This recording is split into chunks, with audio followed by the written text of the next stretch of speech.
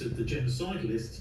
And one of the most extraordinary sights was to see these Maoris doing a Haka against Palestine and standing there on the front of the stage and tearing the Palestine flag in half. Now, I'm looking at this thinking, hang on, there's a genocide going on. The empire did do genocide, it did a particularly nasty genocide to the Aboriginals, and I would have thought that you Maoris would have understood what a genocide is. So what on earth are you doing criticising the people who are being slaughtered in Gaza, for God's sake? So the whole thing seems to me to be an attempt to politicise in a pro-Israeli fashion what are genuine grievances, masses of genuine grievances against the British government and their policy of supporting genocide. So very twisted and bizarre operations on stage, but some legitimate concerns amongst the people marching.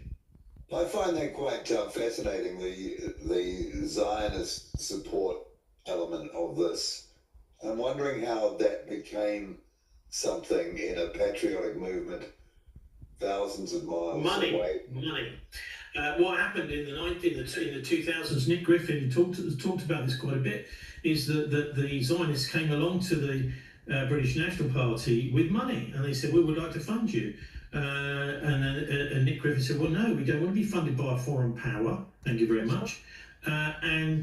So he was then booted out of the British National Party around about the same time as the creation of the English Defence League, with Tommy Robinson and some of his far-right Nazi-leaning friends, and the rest is history. So there's a definite attempt, and I think this is happening in many countries, for the Zionists to hijack these nationalist movements. So the idea is they're creating this globalization. They're attempting to globalize using finance capital around the world, particularly in the West, and they also want to control the backlash. So I see it like a chessboard. They want to control the white pieces on the chessboard and the black pieces on the chessboard.